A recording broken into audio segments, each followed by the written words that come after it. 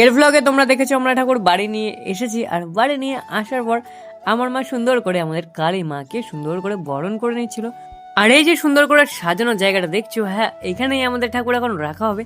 আর ঠাকুর যখন আমরা রাখলাম কি সুন্দর লাগছে, আমাদের শুধু দেখছিলাম আর ভাবছিলাম অসাধারণ। পুরোহিত মশাই এসে যায় আর পুজো এখানে শুরু হয়ে যায়, আর আমি ওইদিকে পাঞ্জাবি পরে রেডি হয়ে যাই। আর এদিকে আমি আমার দিদা বসে বসে এখানে পুজো দেখছিলাম।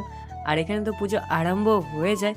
আর আজকে তো আমাদের বাড়িটা খুবই সুন্দর লাগছিল, চারিদিকে লাইট দিয়ে সাজানো হয়েছিল। এদিকে তো রকে দূর থেকে আমাদের বাড়ির পুজো দেখছিল। ছোটবেলায় বাড়িতে যখন পুজো দেখতাম তখন তো খুব আনন্দ করতাম, এবারও আনন্দ করি, কিন্তু তার সাথে দায়িত্বও পালন করতে হয়। পুজো শেষ হওয়ার পরে এখানে খিচুড়ি প্রসাদ দেওয়া শুরু হয়ে যায়, আর সবাই খুব সুন্দরভাবে খিচুড়িও খাচ্ছিল আর বলছিল নাকি আজকের খিচুড়ি প্রসাদটা খুব সুন্দর হয়েছে।